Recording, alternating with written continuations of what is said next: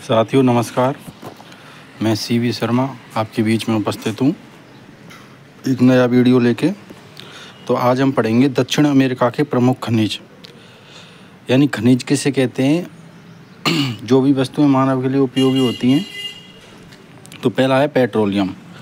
Petroleum दक्षिण America में मार्कोबो झील यानी जो वेनेजुएला के उत्तरी भाग में है वहाँ पाया जाता है और विश्व में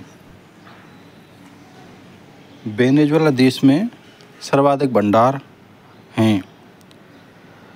दूसरा है कोयला।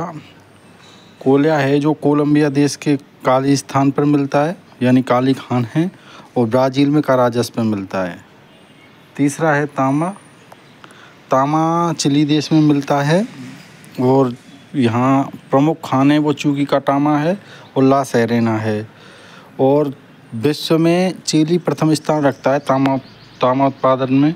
चौथा है आपका लौह अयस्क। लौह अयस्क ब्राज़ील में मिलता है मीनास गेरास क्षेत्र में, और यहाँ इतावेरा खान मुख्य खान है। पांचवा है नाइट्रेट। नाइट्रेट अटाकामा मरुस्थल में पाया जाता है। अटाकामा मरुस्थल शुष्क मरुस्थल है, और यह जो नाइट्रेट का प्रयोग होता है यह खाद बनाने में होता है। तो साथियों ये थे दक्षिण अमेरिका के प्रमुख खनिज।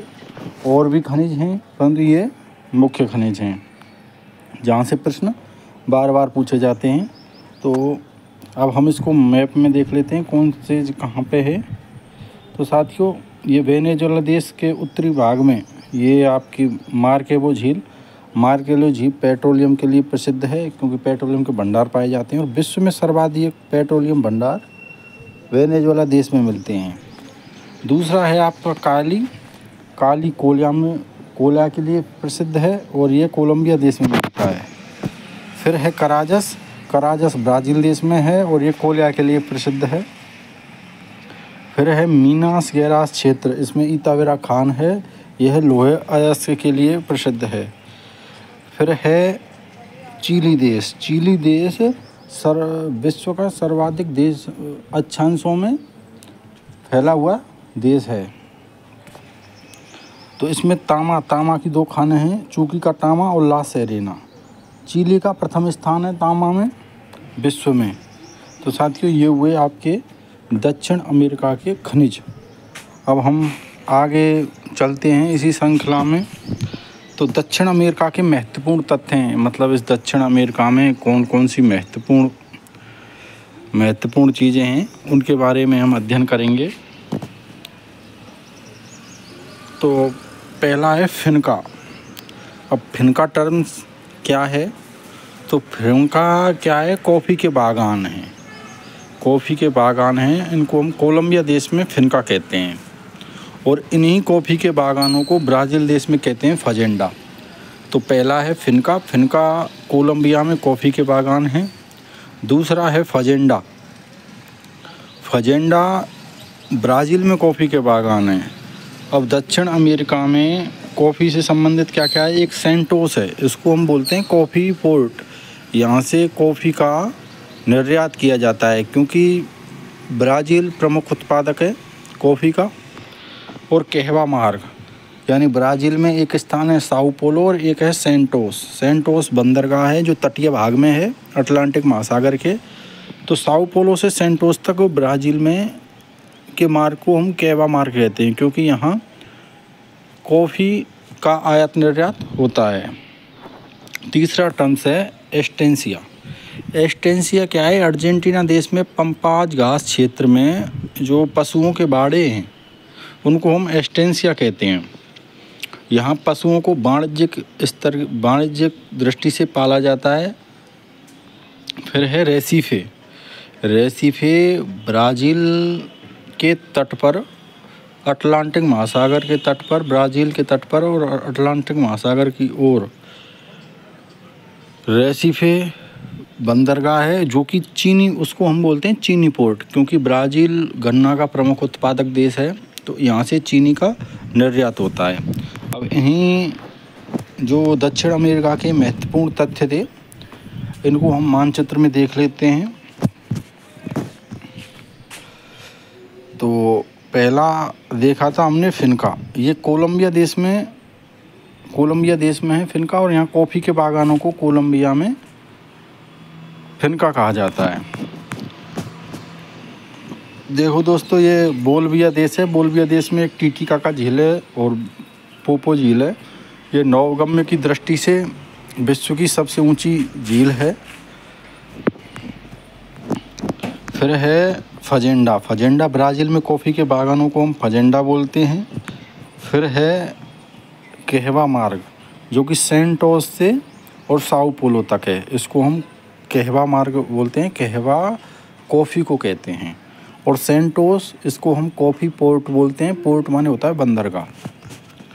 फिर है साथियों रेसिफे, इसको हम चीनी पोर्ट बोलते हैं।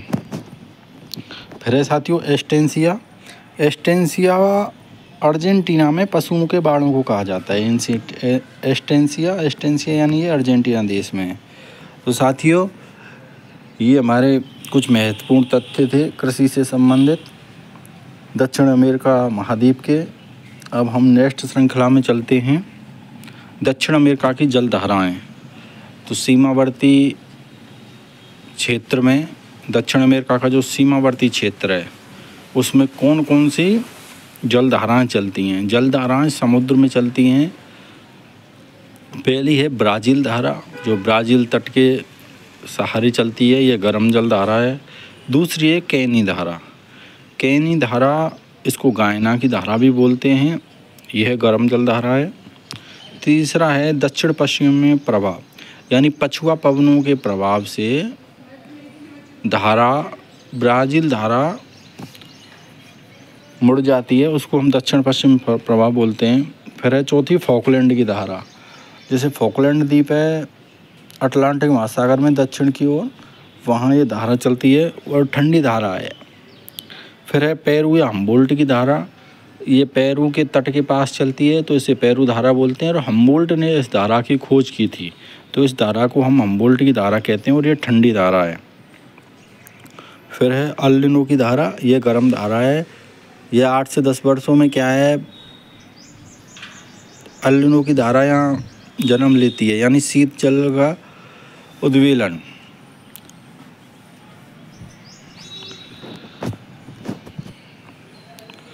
अब पढ़ते हैं दोस्तों दक्षिण अमेरिका की धाराएं।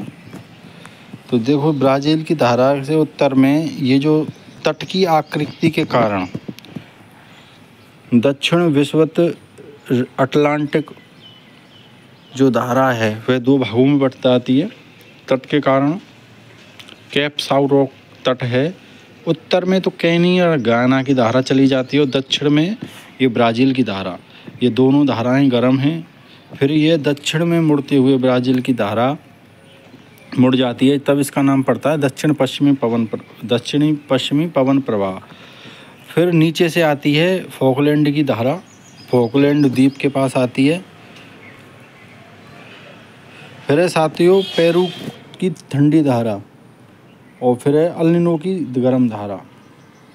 ये पेरू और अल नीनो की धारा हैं, ये प्रशांत महासागर में चलती हैं, जबकि कैनी की धारा अटलांटिक महासागर में चलती है। ब्राज़ील की धारा अटलांटिक में चलती है, गर्म जल धारा है। दक्षिणी पश्चिमी प्रवाह अटलांटिक महासागर में है। फॉकलैंड की ठंडी धारा अटलांटिक महासागर में चलती है। तो साथियों, ये पढ़ा था हमने दक्षिण अमेरिका महाद्वीप की सीमावर्ती जल धाराएँ। आगे ही ऐसी वीडियो आती रहेंगी। ये वर्ल्ड मैपिंग की क्लास है। जिन साथियों ने पहले वीडियो नहीं देखा है तो वो उन दोनों वीडियो को देख लें। धन्यवाद। और वीडियो कैसी लगी आपको ये हमें कमेंट्स में ज़रूर बताएं। धन्यवाद साथियों, ताकि हम आगे और वीडियो डाल सकें। और कौन सा टॉपिक पढ़ना चाहते हो वर्ल्ड मैपिंग में क्या क्या आपको समस्याएं हैं वो भी बता सकते हो। धन्यवाद साथियों।